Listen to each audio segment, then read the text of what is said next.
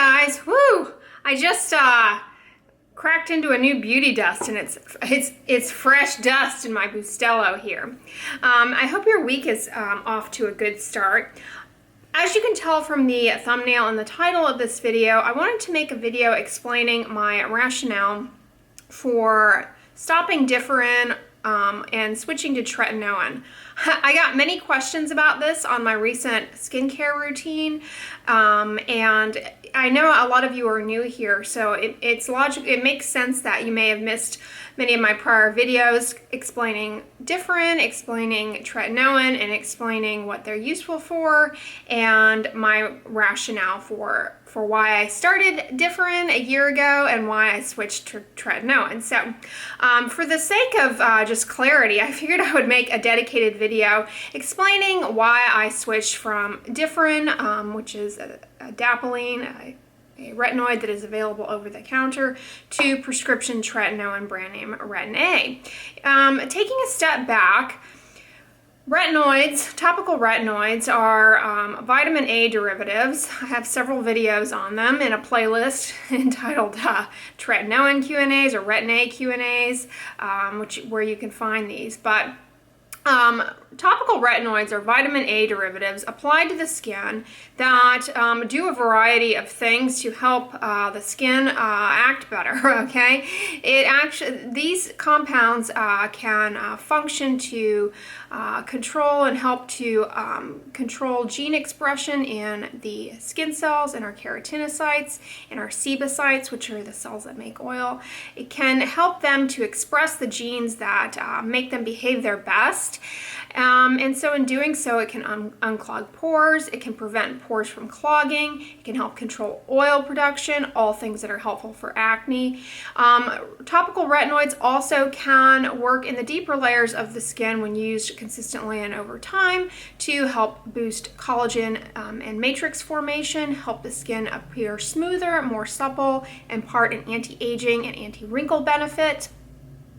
And additionally, topical retinoids can also remove sun-damaged skin cells, and we have good evidence that some topical retinoids, when given to individuals who make a lot of pre-skin cancers, when they start using a topical retinoid, they make fewer of these skin cancers. Okay, so these compounds are used in dermatology for many things, and they include adapalene, brand name differin, which in the United States you can now buy over the counter. They include Tretinoin, brand name Retin-A or Refisa. It has many brand names, just look in parentheses.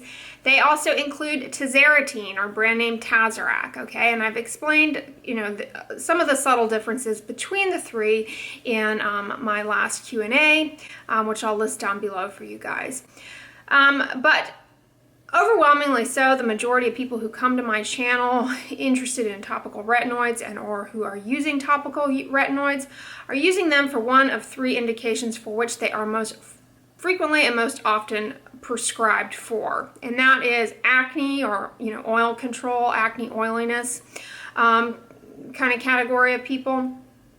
People who are seeking them for, quote, an anti-aging benefit or for mitigating wrinkles and fine lines, and then people who are looking to use them for skin brightening, for targeting melasma, dark spots, and post-inflammatory hyperpigmentation. So those are kind of the three categories of viewers who come to my channel looking for some guidance.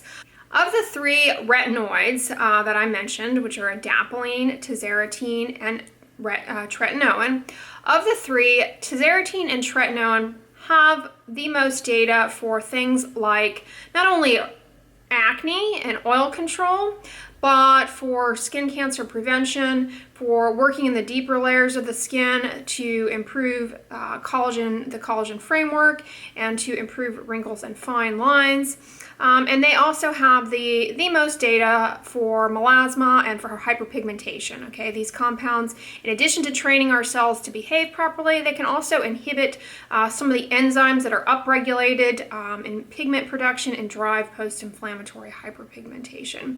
So Tretinoin and Tazarotene have the most evidence to support kind of everybody who comes to my channel. Okay, however, adapalene, brand name, differin, has really mostly data showing that it is a great retinoid for acne. It concentrates in the oil-bearing surfaces. It has a very, very, very good tolerability profile for consumers, for patients, okay? It's low irritation, it's easy to use, and it results in acne improvement that is as substantial as with any other retinoid. So adapalene, brand name differin, is a fantastic drug for acne, and we have small, limited studies also looking at it for some of these other things like melasma, like wrinkles and fine lines. They're small studies, and they're just not as many as we have for tretinoin and for tazarotene. And if you've watched my prior videos, you have learned that differin works on a few slightly different retinoid receptors than tazarotene and tretinoin, okay? And so, logic follows that it is less likely to have some of the wrinkle improving benefits that tretinoin and tazarotene have. The one point that I will make here, because I'll get a lot of questions on it, even though I have addressed it in my other videos, is what about all of the other retinols out there? Paula's Choice, The Ordinary, Lorac, Obagi, etc., etc. And so those are what I call the bottom feeders. They are not retinoids in their active state. They require the skin enzymes and skin biology to convert them to their active state so that they could then go in and help gene expression in skin cells. And while there is some evidence that they can be helpful, they are simply not very strong players, and so they're less helpful.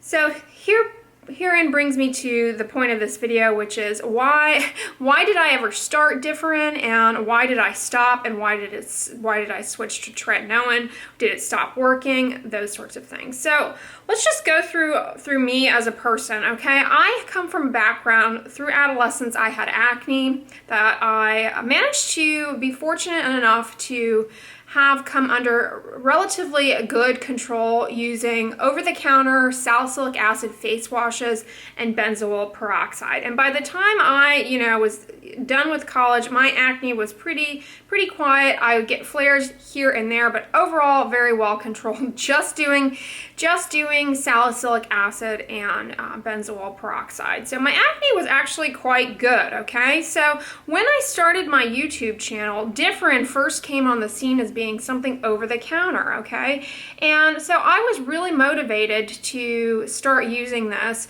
to help people learn, how I would use it, how to apply it effectively, and so as to not become frustrated with it, okay? Because, when we're children, we often learn how to swallow a pill, but we don't learn how to use topical creams and topical medications for treating diseases like acne, okay? And so when this became available over the counter, it was a huge thing here in the US for patients with acne, okay? Because now they no longer had to constantly go to their dermatologist for a refill of their prescription retinoid. It's affordable, it's like $14, and it is effective. It's very, very effective for acne. So I was incredibly motivated to make those videos showing how I started differin and showing how I would use differin and how I gradually increased the frequency of use to help people understand how to tolerate these best and kind of how to use them, okay?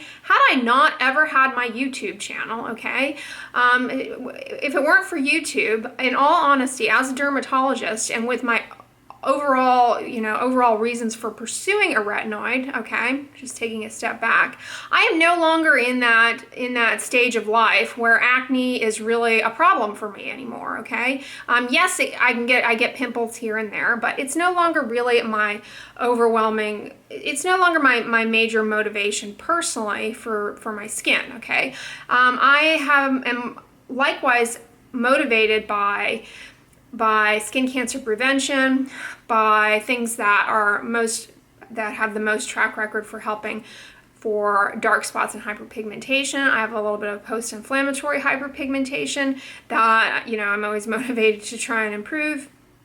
and, you know, wrinkles and fine lines. So had I never ever started my YouTube channel, I probably would have just jumped to tretinoin right away. It's good for acne, it's good for melasma, it's good for anti-age, you know, wrinkles, it's good for skin cancer prevention, has the most data behind it. I probably never would have messed with differin, okay? I would have just said, oh great, that's available over the counter now for my acne patients, fantastic, and kept trucking along and doing tretinoin my own way. But instead, I chose to start with differin really because I wanted to help people who were in that life stage where I once was, where, you know, maybe you have gone away to college and you're not able to see your regular dermatologist all the time for your, you know, and they've told you, oh, hey, guess what? That cream that I used to have to prescribe to you, you can now get at CVS, and you know, you don't have to stress out over finals to come and see me, okay? I imagined that kind of scenario for many people, and so that is really why I was motivated to make a lot of my different videos. And, you know, many of you found me through my different tips videos, through my how to start different videos. So I think that's fantastic. Disclaimer, you know, even though I'm no longer using tretinoin, I do still plan for the content of this channel to continue to make videos about differin. So those of you who came here and found me through my different videos, don't worry, I'm not going to stop talking about differin, just make more videos about it for you all. I get tons of questions on differin. So for my people who are, you know, still, you know, like, whoa, wait, I just started differin, don't worry, I still intend to continue to make different videos, but do know that for myself, I am using tretinoin because it has more of a track record for some of the indications that I'm more interested in personally, given my stage in life, and so that was my overwhelming reason. It's kind of funny because when I first started the differin videos, the majority of the questions I was getting at that time was like, why are you doing differin and not tretinoin if you know, your acne doesn't seem that bad? And so now that I've switched, I'm getting the opposite questions, I suspect, from the opposite viewership that is coming here more for differin and from maybe an acne background. But while differin is most robust and best, you know, and we have most data for differin and acne, and that's really what it's usually prescribed for. We do have some data that it can be helpful for melasma, hyperpigmentation, just smaller studies, just less data, okay? And we do have some data to show that it does help remove sun damaged skin cells, and it can impart a brightening effect to the skin. It's just less data, less of a track record, and we don't have the skin cancer the reduction, and we don't have the data showing that adapalene like tretinoin can reduce the number of pre-skin cancers. So for me personally, you know, in my life stage, you know, I was motivated to make the switch. Had I never had a YouTube channel, and if it weren't for my YouTube channel, I probably never would have even bothered with differin. I probably would have just gone straight to tretinoin. But you can see, you know, when things like this become available over the counter, it's a phenomenal blessing, and it's also a little bit of a curse because people are kind of left trying to figure it out on their own sometimes. You know, if you never watched my videos, you might not have known that you really shouldn't be putting this in or around your eyes. You might not have known that it's not great on your neck. You may not have known that you shouldn't be combining it at the same time as salicylic acid, because that could cause a lot of irritation and potentially inactivate this and render it useless.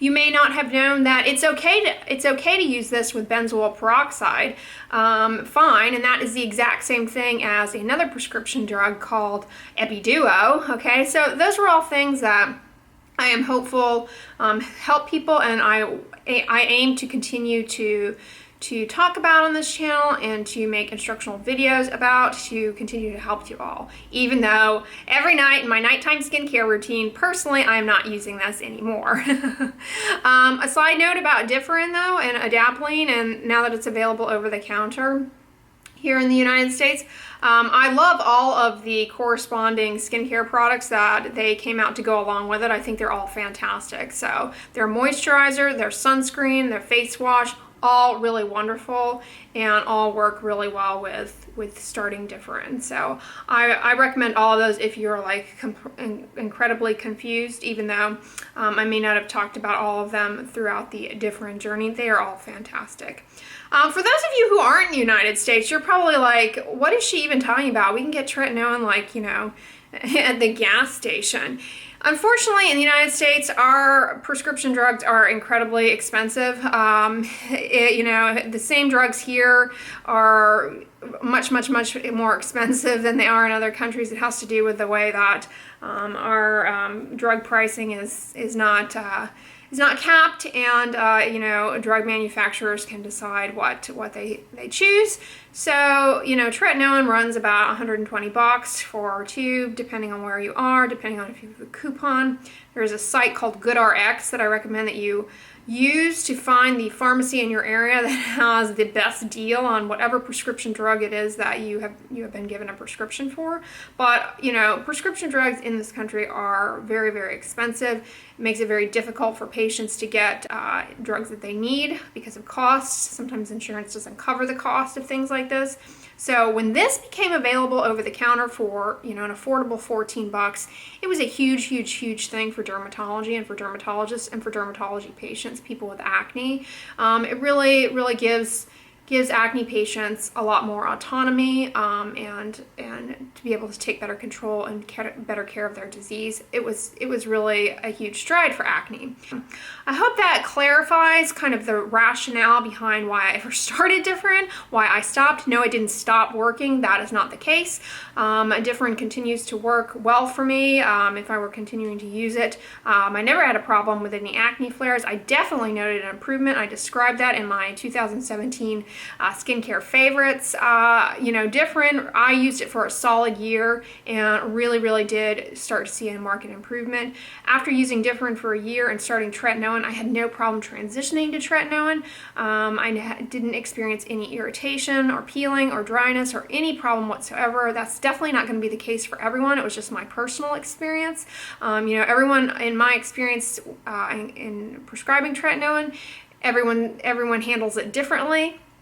But for me personally, after the year of doing differin, I saw a significant improvement in my skin, and then in switching to tretinoin, it was easy, and I continue to see benefits.